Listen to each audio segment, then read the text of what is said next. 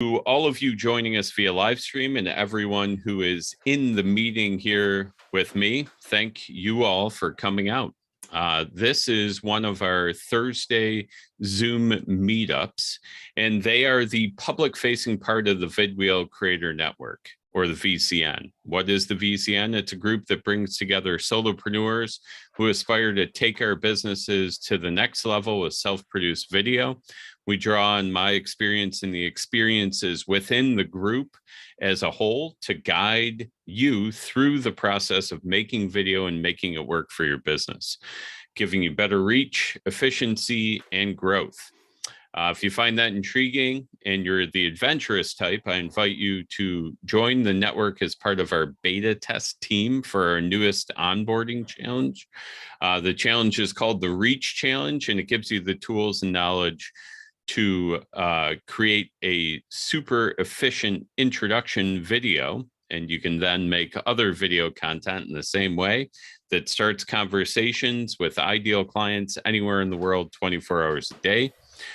Beta testers get half off our membership dues in perpetuity. So if you're interested, book a meeting at the booking link. I dropped one in the description for the live streams and dropped one in the chat as well.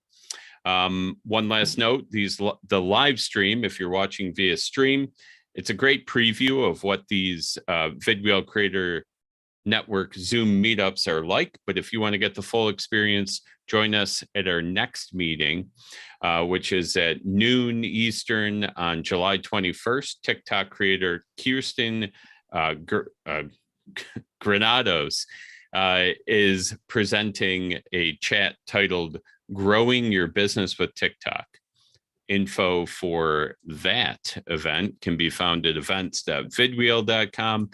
That's also in the show notes and dropped it in the chat. One more thing, and then we're getting to Stephen, I promise. So through some conversation on LinkedIn, I actually booked another TikTok creator for kind of a bonus live stream that we're doing next Friday at 12:15 Eastern, which is Chris Bogue, who Stephen knows, right? You were on his show at one point. Yeah. And it's going to be a Q&A about TikTok. So bring your TikTok questions. All right. So now we're on to the main event. Today, we're going to hear from marketer and strategist Stephen Pope. And we're going to hear, can you get consulting or coaching clients on TikTok? And the hint is yes, of course you can. Stephen, before we get started, I do have one question. Hit me. How lame am I for bringing up that 2-year-old TikTok of the guy on the skateboard with the cranberry juice and the Fleetwood Mac track in the description for this event? Is that like totally taboo, or is that classic? No. Yeah, I'm like the least judgmental person in this. Like, no. Everything goes. Like, everyone has their own perspective and their own point of view for all of this stuff. So, I mean, no. All right. As simple as that. I love it. Okay. Well, because you were so kind, the floor is yours, my man. I'll be much meaner going forward. All right, guys. So I'm gonna share my screen. I'm gonna blow your mind. That's my job today. And I think good stories start at the end. So you can book calls and you can get clients. And this is just like a screenshot of my email from calls that are getting booked from TikTok. It's quite a high volume of them. And you can look at to the right side of it. It's at quite a high volume as well. And these are converting into clients as well. Obviously not all of them. I couldn't do all of them as well.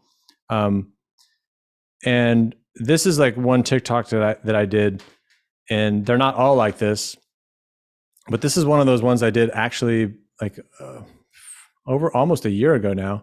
And there's a perception, number one, that TikToks, like, they're kind of disposable and you post it and then it dies. But this one is still getting views today, and had 300,000 views. Lots of people get way more than that. So that's, but 8,000 shares. And I get a kick out of this as the total playtime is almost 2,000 hours. And I will I can say that this TikTok has generated $50,000 for my business, just this one TikTok. And then I have clients as well. So Lydia, she's grown like really fast. She has over 100,000 followers. This is like TikTok has totally transformed her life. And I think it's interesting too, because it's like lots of different types of businesses that are doing this. And then I have this other client here. He's got 200,000 followers, and he does a franchising. So he sells franchises, and he has a business that cleans trash cans, but he sells franchises of that, and still gets like sells $40,000-$50,000 franchises from this, right? Which I think is just really interesting. And then a lot of like one of the first things that people always ask me is like, are my businesses like, is my business there? I think it's just for kids dancing and all that kind of stuff. But like this is, whenever somebody books a call through my system, I ask them what they do and like, where did you hear from me? And like, this is head of growth of a B2B real estate tech company. And and then, I just asked him, where'd you find me? TikTok. He misspelled it, but I'll forgive him. And this company right here, they want to buy a $20,000 package from me. So I sell like a $7,500 package and a $20,000 package, and I'm selling both of those to big companies. And this is an example of other people that I've also sold packages to. There's a $5 billion energy company, a $50 million a year investment firm, a rapper. That I talked with one franchise, the one I just talked about, and there's another one, agencies, consultants, coaches, CPAs, financial advisors, and really all of them were like 35 and older. So I'm trying to like really dispel the rumors that like it's just for kids. It's really not. It's like I think one of the main insights I had, I think I have this on a slide here, is number one, and like you don't have to dance and you don't have to be creative. I have danced a few times at this point. So like if you get there, you might do it. But I really just like show up and provide value. And I think the epiphany moment that I had, I don't know if I was talking about it here. Yeah, is just like, I was sitting there one Christmas and I was like just flipping through it and laughing, whatever I was doing, I don't know. And then I just had this epiphany moment. I was like, okay, I'm here. I'm here. I'm like, I was almost 40 at the time. And I was like, so if I'm here, there's going to be other people. And then it's only going to get more intense over time, right? Because all these platforms change over time. So LinkedIn used to be something and now it's something else, right? So like all the people that were there 3 years ago when it was just a recruiting site, they are now killing it way more than any of us that are just jumping on the wagon now, right? And so I was like, okay, I want to be that person on some other platform. And so I just jumped on and I started to do it. And Stephen, hey, yeah. Oh, sorry. I know we talked about jumping in and so on. So Rebecca asked if we could watch that video, that one, and we can save that till the end if that's better, or yeah, I can find that one. Yeah, I can find that one. I did have a couple of examples, but the way TikTok works when let me see if I can just pull, like it's a little bit, they make it harder to find specific videos. I'd hold on it then. Yeah. Finish, and when we get to Q&A, maybe there'll be a chance to do that. Yeah, for sure. We can definitely do that. And then I thought I'd show some examples as well of like successful TikToks. I didn't show my most successful one. I guess it's kind of silly that I didn't. But what I think is fun about it is that there's lots of different ways of doing it, and you don't have to overthink things. So like this is this video here is like 14 seconds. And I don't know that I'll be able to play the sound. I think I would have to stop sharing my screen and reshare it, wouldn't I? Should I do that, Neil? Just so we can hear they can hear the sound. Yeah, why don't you do that? It should just be that toggle when you share, right? Yeah, share sound. So this is a video. TikTok has this feature called the green screen. And so it lets you basically like overlay yourself on something else. And so I was doing this critique on this email here. And so I'm just giving some I'm just giving some advice about writing like email newsletters or emailing your list. And I can play it here. See if you guys can hear it. A lot of people say emailing to your list is dead, but they're wrong. There's a lot of money to be made. This was an email that I got just the other day. It gets right to the point and stays focused on a single pain point. Everyone struggles with content. And as someone that helps people with content, I know what they're looking for as a process. And they clearly identify that. A lot of people say, so it's like, I mean, it's like most of these TikToks are just like these little tiny tips, right? A lot of times people feel like they have to do this big preparation and like this big production, but all I did was take a screenshot of an email. I got on top of it and I just gave a quick insight. And I didn't try to like break apart every single word. I just gave one insight about like what was interesting about it. And that video did quite well compared to some others, right? But it just goes to show you it doesn't have to be so complicated. And then here's one of my clients, Lydia, again. There's another really interesting feature that I like to show off that's kind of hidden until you've used TikTok for a while. But we're all familiar with responding to comments on LinkedIn, but on TikTok, you can respond to comments with videos. And not only can you do that with your own videos, but you can go into comments of other people's videos and leave videos. And so it gives this really interesting, not only are you creating the video that goes onto your profile and you get to count it as a video and people will see it as a new video that you created, but you get to like really interact with the people that are following you or asking you questions and, answer like in a much more personal way. So I don't necessarily have to play like a 55-second video, but I might also just play this just for a second because you can see how natural she is. And she was totally afraid to get on video too, and totally didn't think TikTok would be her cup of tea, but it's totally changed her business. But just watch like how natural she is at just kind of answering these questions. This is a great question. What is the difference between dyslexia and Erland's, and why is it important to talk about? A couple things to note here. First of all, you can have dyslexia and Erland's at the same time, but the interventions are very different. It's important to distinguish between the two because we want to make... So maybe you were interested in that video. Sorry if I cut it off, but it's really cool. Like everyone's like, one of the biggest struggles that people have is like, oh, what are the content ideas am I going to come up with, right? So now there's a little bit of a chicken and the egg here. You got to create some of the content first to get those questions coming in. But once you start getting those questions coming in from people, it's like the insights that you get from that type of interaction is really actually where the most value is. So I made a video today on TikTok. It's not going to do well because I was just being very truthful. And it was like, I'm always truthful, but I'm just saying it wasn't like, I don't know. It was kind of boring because it wasn't super, like I wasn't like saying how to make $1 million, but the value in these social media platforms, especially on TikTok, is interacting with your community. Like I've developed my product basically through creating the content, listening to what people are saying, hearing the content or hearing the comments, interacting on sales calls, and then actually constructing the final offer from that experience. And so TikTok is a really great way to interact with people like that. And so here's a video. So I've developed my own style of videos. And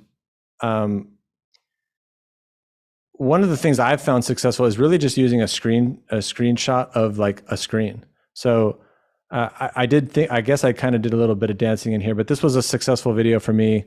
And so I'll just play a little clip of it and you can just see I'm having some fun, but then also just showing you something on the screen itself. Here's an automated A to Z podcast workflow. Each week I sit down to brainstorm guests for my show. Then once I've confirmed that time, I go ahead and go to needs processing. It generates a template document where I can fill out the description and the questions. It also creates a task in ClickUp, all the subtasks and checklists to run the show. I run my show live using Restream and OBS. If it's not live, so you can see it's real fast moving. And people can't even always like, I get this feedback from people too. It's like they can't actually always understand what's going on, but it's enough to hold people's interest. And I'm having fun with it, showing people stuff, showing what I can do, showing the behind the scenes. And that just works really well for me and other people. But everyone has their own style. And then there's also this concept of duets. This is like a really fun feature. So the people on the right here, they made a video that is them acting very surprised. And then there's a feature in TikTok where you can duet yourself next to other videos. And so you can kind of have fun with it. And this video did well for me too. And in a different way, it shows a different side of you. And that's what's really neat about TikTok, is that people get to know you. And so anyways, I'll show you what I did. But basically what you're going to see is these guys get real, they get real surprised. And so anybody on the left can play like a little mini part and interact with them in a way. So I'll show you like how I handled it. Hey guys, check this out. One time I heard Gary Vee say he used Airtable to manage all his content. So I built the same thing. You can see all my content with a unique ID.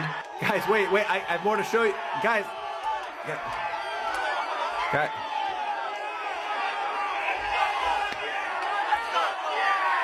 So when I show this, to me, it's like, it's very TikTok-y, but you can see, you can kind of have fun with it. And in between the videos where you're sharing your expertise about your consulting, or about how you help people with profit, or how you help people make more impact, or whatever it is you do, you can also have fun and show other parts of your personality as well. So you get interesting opportunities. This duet thing is pretty interesting. And then I'll show another one with Lydia as well. So like, you don't even have to always talk. So this is a video where all she's doing is dancing a little bit to some music, and then just pointing to different things that she wrote on the screen.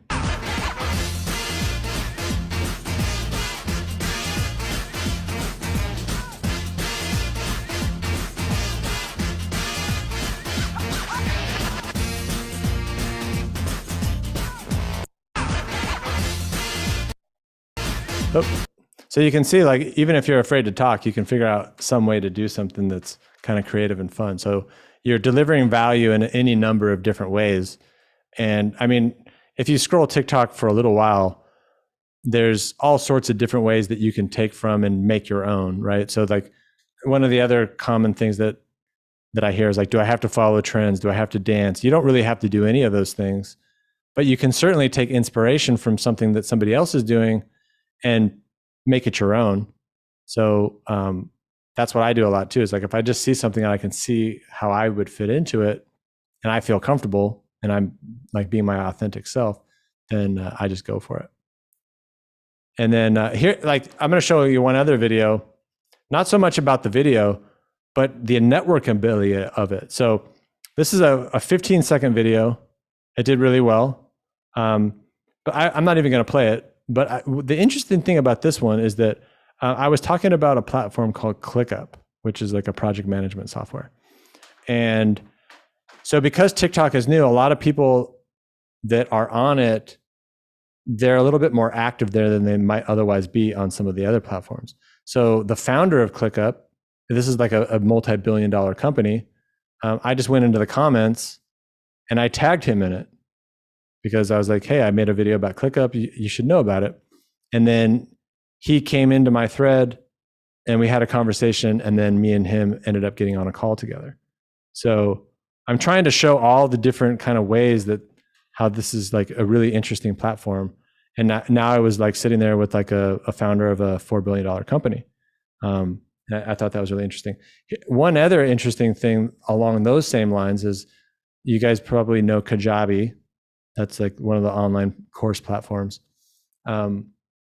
They reached out to me on LinkedIn, and I was kind of like, why are they reaching out to me? And basically what had happened is somebody took my TikTok and put it in their Facebook group and said, hey, we should be doing what this guy's talking about. Do you have any help around that?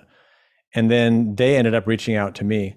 And so, I mean, that happens on social media in general, but I think it's just like, because it was TikTok, I think there's just interesting opportunities. I think people are more focused on this platform just because it's new. And then, of course, on the same note, you can repurpose your TikToks as well. So I push them to LinkedIn. Some of them do better than others, but some of them do quite well. compared to some of my other videos, partly just because they look so different. So, right. So if you think of the typical LinkedIn video, it's that kind of square format with the bar at the top and the bar at the bottom. I think sometimes these things just kind of start to blend in. And when people see a TikTok, they're like, oh, this person's a little bit different. And so people watch it. I'm also pushing these over to my YouTube channel. My YouTube channel has grown significantly because of my TikTok performance. When Neil first reached out to me, I think I was at like 200 subscribers, and that was just a few months ago. So, I mean, getting subscribers on YouTube is significantly harder than pretty much any other platform. So now I've gained like 200 or 350 subscribers since me and Neil even became friends. And then I can also push these all over to Instagram Reels as well, and getting good traction is there as well. Because you have to understand is like all these other platforms, they are competing now with TikTok. And so they are pushing the promotion of these vertical style videos to compete. So you basically have a gold rush of vertical video content. All the platforms are trying to give people as much exposure as possible. And, I always, this is the time. So like something else will come and replace it, of course. But like, if you want to take advantage of some of these opportunities, this is really the time to do so. So that's the presentation in a nutshell. And if I can look for that other video, and in the meantime, I can answer questions as well. Right on. Great job, Stphen. An excellent rundown of all the different ways that, well, maybe not all the different ways, but many different ways that you can use TikTok, and some of the different video types, which I think is really interesting as well. So we will open it up to the group here. Does anybody have any questions they'd like to ask Stphen about TikTok or his process or anything like that? And as usual, I got lots of my own. So if then I'll start asking if we don't have any. So I see some thumbs up. I see a thumb up there from looks like Bernard, if I'm saying that right. Yep. Do you have a question, Bernard? Yep, go for it. Lots of them. But first of all, I'm sorry for being late. In Spain, it's almost 2:30 in the morning. I'm not sure if you covered it before I joined the meeting, but my main concern is just like with any social media platform, is how to get the audience. Because if it's like LinkedIn or others that you have to invest hours and hours and hours of engaging with other people, right? That's extremely time consuming. That's a great question. And so no, you don't. So the way TikTok works is that, and the reason why it's so successful, and the reason why some of these other platforms that are trying to copy it may not do so well, is the algorithm. So instead of it being, it's all content based. So it's listening to, so all these other platforms are social network based. Like your friends. This is so it's a friend graph or a people graph. This is a content graph. So it's the algorithm is matching you up against content. So all you have to do is go into TikTok and watch the feed a little bit. It starts to learn. It's like, oh, Bernard likes this. Bernard likes that. He skips this. He skips this. He skips this. And so very shortly, it's going to be delivering you stuff that you like. It will always feed in new stuff just to test you and say, hey, I'm not going to only serve you that. Like, what about this? And you're like, oh, no, I hate that. Don't. And you can tell it I don't like this. But what it's doing is it's learning what people like and feeding that to them. And so all you have to make sure you do is make content that is relevant to them. You can, and if you call out, hey, coaches, this is for you. Hey, Springfield, Phoenix, Arizona. If you live in Phoenix, Arizona, check this out. The algorithm is going to the people that are watching that, it's going to learn why they're watching it. And then it's going to bring you to your tribe ultimately. And here's one other thing that's interesting about TikTok that no other platform has ever done, is that every time you make a video, it's serving it to new people. So think about LinkedIn. It just really kind of keeps serving it to the same people over and over again. Same with YouTube. It's showing it to your subscribers. TikTok is always giving a portion of your video to new people to see if they're interested in it. And if they'll show it to 10 people, then 100, then 1,000. And the more watch time they get, the more viral it'll go. So you could show up on day one and have a viral video. You could also be there for 3 months and not have that happen. It's not like there's no guarantees or anything. It's all just about like, is your content valuable to the people that they end up showing it to? Okay. Just one last question. It's to try to break the myth. For me, TikTok has always been, that's why I haven't tried it out yet. That's why I've kind of retired also from Instagram. Kind of a younger audience. I'm not sure if I'm right or if I'm wrong, if it's just a myth, but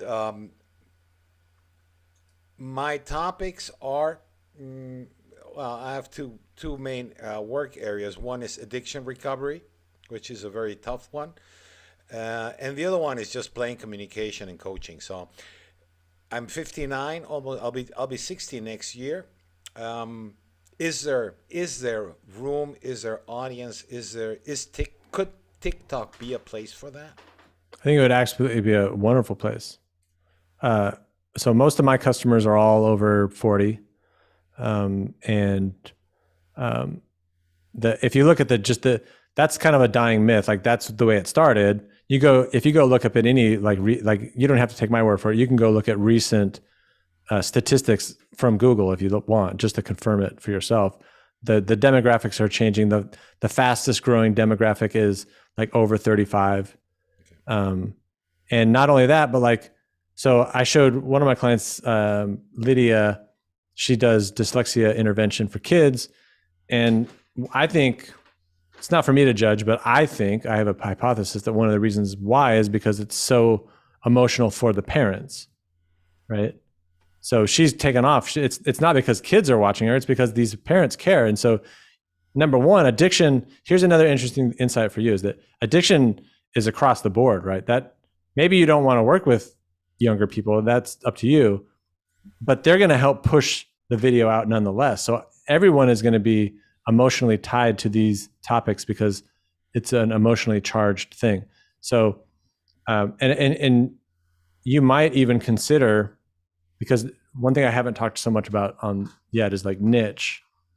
Like if you only talked about intervention, like you talked about the communication stuff too, if you mix both of them, it might skew how the channel responds because the algorithm is going to be very tuned into these things. So if you came on there and was only talking about intervention, about addiction, I mean, I can't tell you what would happen, but I think it could be really good for you. I think it could be amazing for you.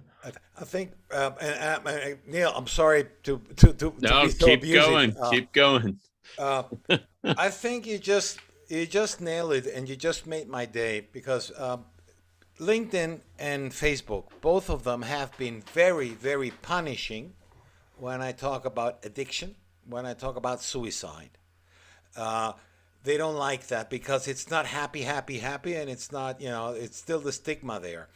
And real quick, to interrupt you real quick, yes. You do want to read their community guidelines. Yeah, sure. Read those and be familiar with what they allow. Yeah. What they allow and all that kind of stuff. I don't think that they disallow talking about suicide, but I know that their algorithm is looking for specific words and I'll give it a try, because I decided not to do that on Facebook anymore, not to do it on LinkedIn anymore at all. So I will just do that on YouTube, and I might pick that up for TikTok, because it allows me to talk about addiction in a less serious manner, but in a more human way, not in a clinic, not with a clinic perspective, not with sickness, illness, or whatever. More of a human part. Well, I like that. Thanks. I don't know how you are in like how you deliver video content, But it would be really interesting if you just showed up and hit record and told some of these stories without like preparing, without doing a script. That's what I do. Yeah, like if you did that, I think it could be really interesting. Yeah, that's how I work. Yeah. Cool. Thank you. Sure. Thanks, everybody else. Sorry for taking up the time. Oh, that's good. That's good. I think you probably knocked some things loose from other folks in the meeting who might have some questions. What do we think? Anybody come up with any questions there? Well, I have a quick question, actually. Nick, let's hear it. Build upon what Bernard was saying. I think a lot of people will see TikTok as an addiction in itself. Because you pick it up and you can't put it down, kind of a thing. So it is addictive in that way. But my question is more towards like, have you had experience in trying to pitch this to the older crowd and like the corporate world? And like, what are some things that maybe someone in my position should bring up to say why we should be on TikTok? Yeah, I mean, every once in a while you're selling steak to vegetarians, and there's no like amount of education that will bridge the gap. But to me, it's just like I still think it's like entertainment, right? So people are going there to be entertained. I've never met anybody. Well, somebody always chimes in and says they are that person. I've never met anybody that goes home and be like, I'm going to go watch my LinkedIn channel, right? So like people are going there actively. So you want to go where the attention is. It doesn't matter why they went there. If it just so happens that you're the one that pops up and starts talking about what you know, and that person's interested in it, it's to me, this is like dead common sense. But for whatever reason, it's not always. And TikTok is serving these, and you can show them the statistics, how this is growing like crazy. It's growing faster than any of those other platforms. It's also breaking the mold on how people create content. So aside from all the other cool stuff I talked to you about, you're going to learn how to be really creative with video too. Yeah. Like say it completely goes dead. Nobody, like all of a sudden, like the government shuts it down for spying or whatever it is. Like you're going to have learned some really cool creative things that you're not going to check. Or LinkedIn's not bringing any new creator tools. Like every tool they bring is like boring. It's like it doesn't make you a better creator. TikTok, and that the other one thing to mention is like that I couldn't really show you. I've done it on other ones, but the recorder of TikTok is innovative. So you can record in chunks. So if you're the kind of person that can't get through the video in one take, you can record it in little chunks and then splice out the little breaks, and like you can add music and stuff, and makes it totally easy for anyone to create videos. So you're going to come out on that side. So corporations are always hard. Like sometimes you can't get a corporation to go onto LinkedIn. So now you're asking them to go onto TikTok. Like you might, the smart ones are doing it. Yeah. So I'm going to add one more thing to that too, Nick, is you could always use the track record of YouTube, which was once a video platform for kids. And like, that's not really the accepted, kind of characterization anymore, right? It's for everybody. And there's a lot of interesting stuff on there. And if logic doesn't work, just berate them with insults and like, no, I'm just kidding. On the TikTok channel, of course, right? Rebecca has a question for us. Yeah. However, the biggest difference with YouTube is that people don't jump on somebody's calendar from YouTube like they're doing on yours, obviously. I mean, it does happen if you have a big channel and people. Yeah, that's true. You're right. Yeah. This is what you're talking about is for the common man, for the common woman, for the everyday person versus the viral YouTube star. And right. So my question in terms of how you have leveraged this to connect with people one-on-one through your Calendly link, do they have to then go to your page channel? I'm not even sure what it's called. Or do you keep posting or pasting that Calendly link within your posts? Yeah, interesting. Yeah, so I don't do that. I just I think this is going to change with social media in general. Like I think the days of everyone of telling everybody what to do all the time is going to start to get old. Like people are starting to be smart enough, and it's like, okay, I like this guy. Let me check out his profile. Oh, there's a link there. Now, here's what I will say is that my link is very simple. Like if you click my link, I don't have 8 different products there, right? The only thing you can do is book a call. And here's an interesting insight that's a little bit different. This is more about marketing and funnels and stuff. But like, I used to have more options that people could buy. Like there was a $10 thing, and then you could book a call with me. As soon as I took the $10 thing away, I made a lot more money because then I just talked to the people and I sold them into much bigger packages. And I think that's pretty fascinating. But yeah, in fact, TikTok, if you tell people in your videos, go check out my profile, TikTok will, there's rumors, I don't know, I've never tested this myself, but they won't push your video out as far. Wow. So just go out there, make good content. People will go to your profile, people will click your link, and then people will talk to you. I was going to follow up on Rebecca's question there. You said you don't put your link in the video descriptions. Is that because of some, something TikTok does? Do they not like that? Do they penalize you? Well, it would also just be awkward in the way that the TikTok is. Like that's where you put the title. And then, I don't know, like I just think like social media is going to continue to advance. And like the people that are always telling you to go do something, it's like people are smart enough, and then like they're going to just like if they're not going to your profile, it's like maybe they think it's funny or entertaining, but they're just not. They don't care that much, or your content didn't trigger the right thing. Like you're not really listening. Like if you're not really listening to what people want, and so you're not saying the right thing to get them to go to your profile, to then for them to voluntarily click the link and book the call with you. Yeah. All right. The death of the call to action, perhaps. Yeah. Rebecca's got another one. I do. I have another one. So you've put your link out there to book a call. How many people have you had calls with that you wish you hadn't? Oh, like lots of them. Yeah. Okay. But like those are all, to me, those are all good. So here's the way I look at funnels is like, you keep them wide to begin.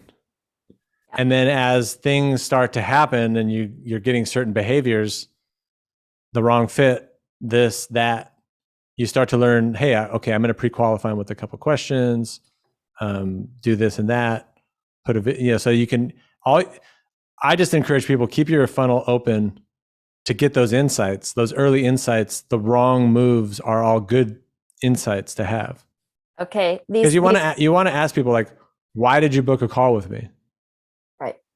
Like what made you book the call? So along those lines then, because I noticed those questions on what you showed us earlier, if they have the wrong answers according to you, then how do you extract yourself from the call, or do you go ahead and take the call and make it short? Yeah, right now I'm still taking the calls and just making them short.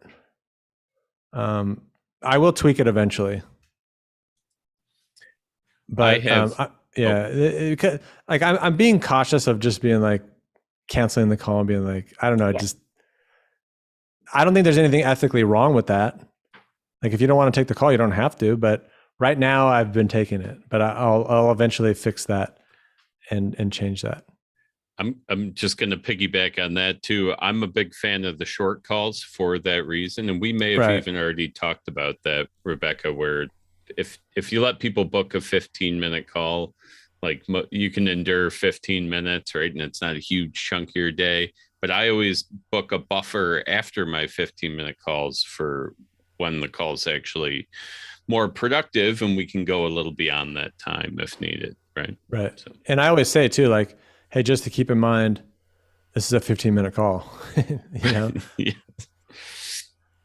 Haley's got a question. This will be our last one, and then we're gonna do some closing notes, and we'll wrap it up here. So, Haley, go ahead.